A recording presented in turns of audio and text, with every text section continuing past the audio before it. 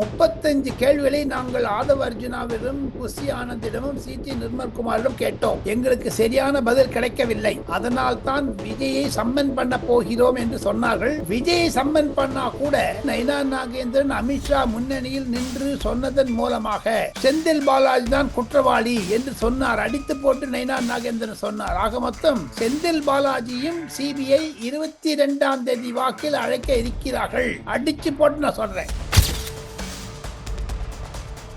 CBI Vijay மீதும் குற்றம் சாட்டும். Needle of suspicion is against M K. Stalin, Senthil Balaji and Vijay 3 பேர் சொன்னாங்கன்னா கண்டிப்பாக விஜயினுடைய அரசியலுக்கு இது பாதிக்கும்.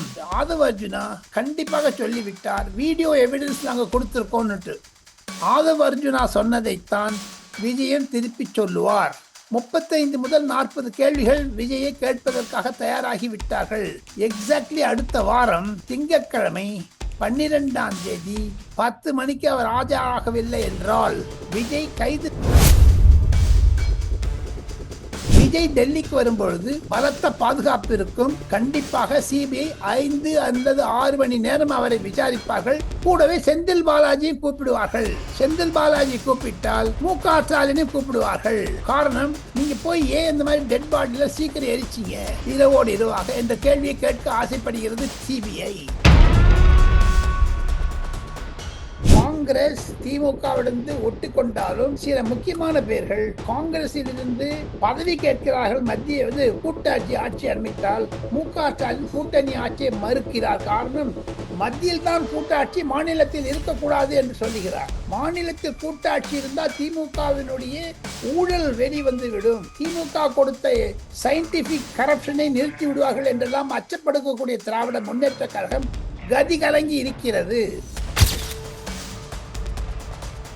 சிபிஐ ஸ்டேட் கவர்மெண்ட் கரூர்ல போட்ட எஃப்ஐஆர், கரூர் இன்ஸ்பெக்டர் போட்ட எஃப்ஐஆர் தான் இருக்குதுங்க. எப்படிங்க ஒரு போலீஸ்காரர் எஃப்ஐஆர் போட முடியும்? அங்க எடுத்து அவருடைய ஜூரிஸ்டிக்ஷன்ல கலவரம் நடந்திருக்கு, அவர் எப்படிங்க எஃப்ஐஆர் போட முடியும்? ஸோ அந்த எஃப்ஐஆர் போட்டதுனால அந்த எஃப்ஐஆரை நிராகரித்து விட்டு முதல் குற்றவாளியாக சிபிஐ செந்தில் பாலாஜியை தான் குறிப்பிட்டு எஃப்ஐஆர் போட இருக்கிறது.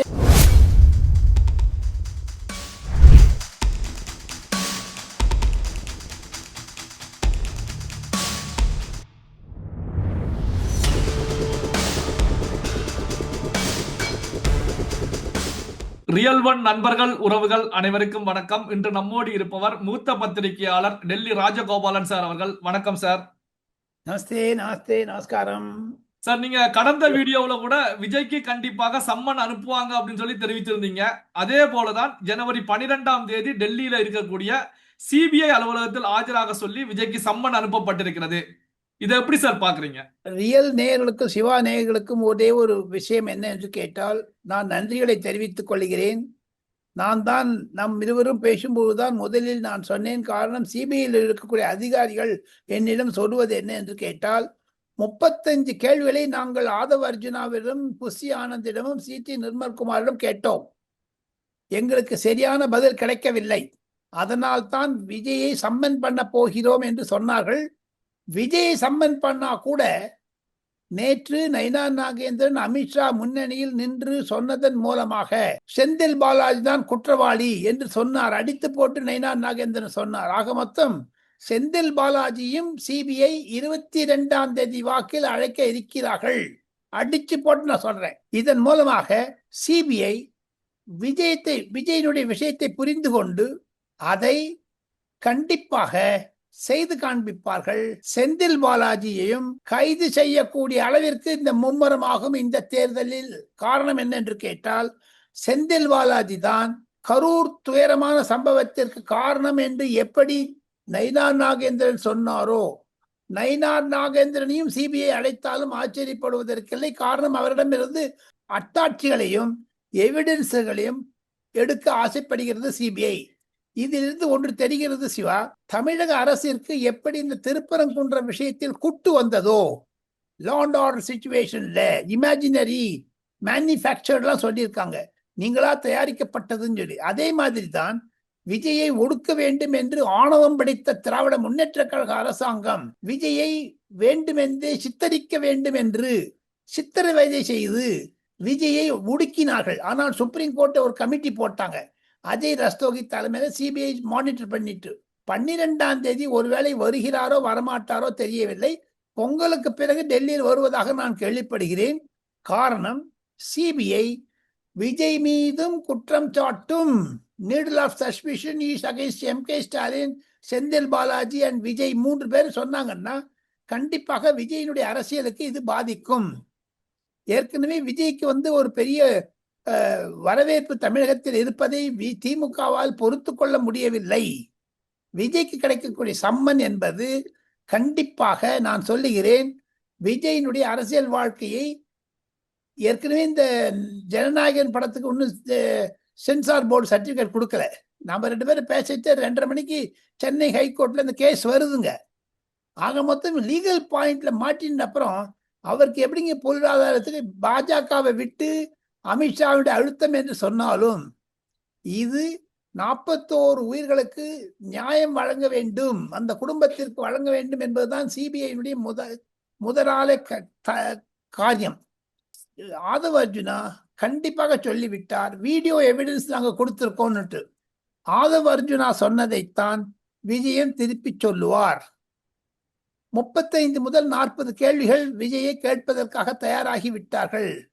எக்ஸாக்ட்லி அடுத்த வாரம் திங்கட்கிழமை 12ஆம் தேதி 10 மணிக்கு அவர் ஆஜராகவில்லை என்றால் விஜய் கைது செய்யப்படுவாரா? இல்லை, கைது செய்யப்பட மாட்டார். இன்னொரு தேதி கேட்டா கொடுப்பாங்க. காரணம், பொங்கல் முன்னிட்டு அவருக்கு இருக்கக்கூடிய கோடிக்கணக்கான பணத்தை கொட்டி ஜனநாயகன் படத்தை எடுத்து அதற்கு சித்திரவதை செய்ய வேண்டும் என்று திராவிட முன்னேற்ற கழகத்துடன் பாஜக சேர்ந்து கொண்டு சதி செய்வதாக விஜய் நினைத்தாலும், நேற்று அமித்ஷா அவர்கள் திருச்சியில் வேலுமணியை பார்த்து அனைத்து அண்ணா திராவிட முன்னேற்ற கழக குரூப் எல்லாம் ஒன்னாயிடுங்க, ஒரு தலைமையில வரணும், விஜயையும் சேர்த்துக்கணும், திமுகவை விரட்ட அடிக்கணும், சப்போஸ் திமுக மீண்டும் வந்ததுன்னா அண்ணா திமுகக்குத்தான் போய் எங்களுக்கெல்லாம் ஒன்றும் கிடையாதெல்லாம் விலாவாரியா பேசியிருக்காரு அமித்ஷா. அதெல்லாம் புரிந்து கொண்டுதான் இன்று காலை எடப்பாடி பழனிசாமி ஆளுநர் ஆர்.என். ரவியை சந்தித்திருக்கிறார். இந்த விஜய் சம்பவம் ஒரு புதிதாக இருந்தாலும், விஜய்க்கு அழுத்தம் கொடுக்கப்பட்டாலும், விஜய் ஒரு தன்னுடைய முடிவிலிருந்து மாற்றிக்கொள்ள வேண்டும். 2031 நான் முதலமைச்சர் என்று சொல்லி எடப்பாடி பழனிசாமி முதலமைச்சர் பதவி ஏற்றுக்கொண்டு பாஜகவுடன் அவர் வந்தால் இந்த மாதிரி கேசஸ் எல்லாம் தாக்கு பிடிக்கும். இல்லாமனா சிபிஐ, அவங்க ஏற்கனவே காங்கிரஸ் சொல்லிட்டு இருக்காங்க இன்கம் டேக்ஸ் சிபிஐ வச்சு மிரட்டுறாங்கன்னுட்டு.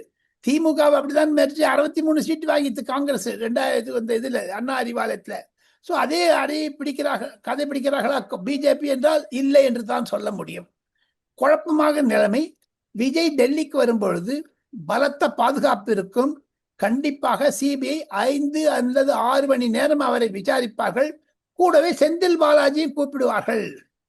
செந்தில் பாலாஜி கூப்பிட்டால் மு.க. ஸ்டாலினையும் கூப்பிடுவார்கள். காரணம், நீங்க போய் ஏன் இந்த மாதிரி டெட் பாடியில சீக்கிரம் எரிச்சிங்க இரவோடு இரவாக என்ற கேள்வியை கேட்க ஆசைப்படுகிறது சிபிஐ. வீடியோ எவிடன்ஸ் கொடுத்தா கூட அது செருப்பு விழுந்தது, 10 ரூபாய் பாலாஜின்னு பாடின போது அந்த செருப்பு விழுந்ததுக்கு காரணம், எந்த ஆளு போட்டாங்களோ அவர்களையும் கைது செய்வதற்கு சிபிஐ முயன்றாலும் முயலும். காரணம், அந்த டிரைவரை முதல்ல கேட்டுட்டாங்க பாருங்க, விஜயனுடைய டிரைவரை. ஆக மொத்தம் சிபிஐ மெல்ல மெல்ல போகிறது. தன்னுடைய அதிகாரத்தை புரிந்து கொண்டு தேர்தலுக்கு முன்னதாக சுப்ரீம் கோர்ட்டுக்கு அஜய் ரஸ்தோகியினுடைய தலைமையில் இந்த சிபிஐ அறிக்கை கொடுக்க வேண்டும் என்றால் 23ஆம் தேதி சுப்ரீம் கோர்ட்டுக்கு அஜய் ரஸ்தோகி அந்த ரிப்போர்ட்டை கொடுக்கும் பொழுது needle of suspicion is against Stalin government and Vijay என்று சொன்னால் 2 பேருக்குமே தர்ம சங்கடமாகும். அதற்கு முன்னதாகத்தான் சிபிஐ விஜயை விசாரிக்க இருக்கிறது. ஆனால் எனக்கு கிடைக்கக்கூடிய தகவல், சிபிஐ அவர் 2வது தேதி கேட்டால் கொடுக்க தயார மாட்டார்கள் என்று தான் கேள்விப்படுகிறேன். சார், இப்போ விஜய் அவர்கள் டெல்லி வரும்போது 12ஆம் தேதி டெல்லி வரும்போது அங்கு முக்கியமான தலைவர்களை சந்திப்பதற்கான வாய்ப்புகள் இருக்கிறதா சார்? காரணம் என்ன அப்படின்னா, இப்போ காங்கிரஸ் கட்சியில இருந்து கூட பிரவீன் சக்கரவர்த்தி போன்றவர்கள் வந்து விஜய சந்திச்சு சென்றாங்க அப்படிய செய்திகள் இருக்கிறது. டெல்லி வரக்கூடிய சூழ்நிலையில பாஜகவுடைய முக்கியமான தலைவர்கள் அல்லது காங்கிரஸ்ல இருக்கக்கூடிய முக்கியமான தலைவர்களை சந்திப்பதற்கான வாய்ப்புகள் இருக்கிறதா சார்? எனக்கு கிடைக்கக்கூடிய செய்தி என்ன என்று கேட்டால், தமிழகத்தில் நடக்கக்கூடிய ஊழல்கள் தமிழகத்தில் நடக்கக்கூடிய மத கலவரங்கள், தமிழகத்தில் நடக்கக்கூடிய போராட்டங்கள், இதையெல்லாம் மத்திய அரசு கண்காணிக்க வேண்டும் என்று ஜனாதிபதியுடன் விஜய் சந்தித்து, பிரதமருடன் விஜய் சந்தித்து, அமித்ஷாவுடன் சந்தித்து ஒரு மகஜரை தொடுக்க இருக்கிறார். அதன் மூலமாக பாஜகவுடன் அவர் கைகோர்த்தாரா கொடுப்பாரா என்று தெரியவில்லை. ஒரு சூழல் குழப்பமாக இருக்கிறது. தேர்தலுக்கு இன்னும் 65 நாட்களே இருக்கக்கூடிய சமயத்தில் காங்கிரஸ் உடைகிறது.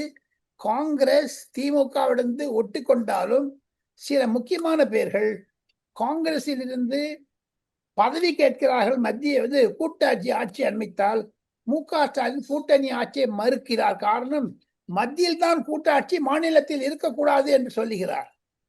மாநிலத்தில் கூட்டாட்சி இருந்தால் திமுகவினுடைய ஊழல் வெளிவந்து விடும், திமுக கொடுத்த சயின்டிபிக் கரப்ஷனை நிறுத்தி விடுவார்கள் என்றெல்லாம் அச்சப்படுத்தக்கூடிய திராவிட முன்னேற்ற கழகம் கதி கலங்கி இருக்கிறது. கரூருக்கு அடுத்தது திருப்பரங்குன்றம், திருப்பரங்குன்றத்துக்கு அடுத்தது இந்த சிபிஐ. இந்த சிபிஐ தானே வேண்டாம் என்று சொன்னார்கள். கரூர் சம்பவத்திற்கு மு.க. ஸ்டாலின் அரசாங்கம் ஜெகதீசன் கமிஷனை போட்டாங்களே, எதற்காக போட்டார்கள் என்ற கேள்வி எல்லாம் வரும். பொறுத்திருந்து பாருங்கள்.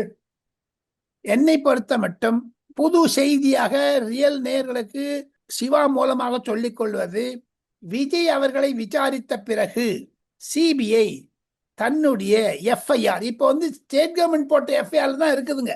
சிபிஐ ஸ்டேட் கவர்மெண்ட் கரூர்ல போட்ட எஃப்ஐஆர், கரூர் இன்ஸ்பெக்டர் போட்ட எஃப்ஐஆர் தான் இருக்குதுங்க. எப்படிங்க ஒரு போலீஸ்காரர் எஃப்ஐஆர் போட முடியும்? அங்க எடுத்து அவருடைய ஜூரிஸ்டிக்ஷன்ல கலவரம் நடந்திருக்கு, அவர் எப்படிங்க எஃப்ஐஆர் போட முடியும்? ஸோ அந்த எஃப்ஐஆர் போட்டதுனால அந்த எஃப்ஐஆரை நிராகரித்து விட்டு முதல் குற்றவாளியாக சிபிஐ செந்தில் பாலாஜியை தான் குறிப்பிட்டு எஃப்ஐஆர் போட இருக்கிறது என்ற பிரேக்கிங் நியூஸை நான் தங்களுடைய சேனலுக்கு தயாராக இருக்கிறேன். விஜய் கூறிய பிறகு ஆக மொத்தம் செந்தில் பாலாஜியை கண்டிப்பாக சிபிஐ கைது செய்யும். எனக்கு வந்து கொண்டிருக்கிற எஸ்எம்எஸ்ஐ பார்த்தால் மிக மிக பயங்கரமாக இருக்கிறது சிவா. போக போக படித்து பார்த்தால் இது எல்லாம் வெரி வெரி பேட் என்று தான் நான் நினைக்கிறேன். இந்த சிபிஐ சம்மனுக்கு 12ஆம் தேதி விஜய் அவர்கள் டெல்லி வரக்கூடிய நிகழ்வு, அங்கு சந்திக்கக்கூடிய மோடி அண்ட் பிரசிடென்ட் அவர்களை சந்திக்கக்கூடிய நிகழ்வுகள் நடக்கலாம் அப்படிங்கிற கருத்துக்களை முன் வச்சுக்கிறீங்க. அப்போ தமிழக அரசியல்ல ஒரு பெரிய மாற்றத்தை உருவாக்கும் அப்படின்னு சொல்லி எடுத்துக்கலாமா சார்? தாராளமா தாராளமா. அமித்ஷாவுடன் பேசினால் அமித்ஷா என்ன இந்த ஊழல் பற்றி தானே ஆக்ஷன் எடுக்க போறாரு.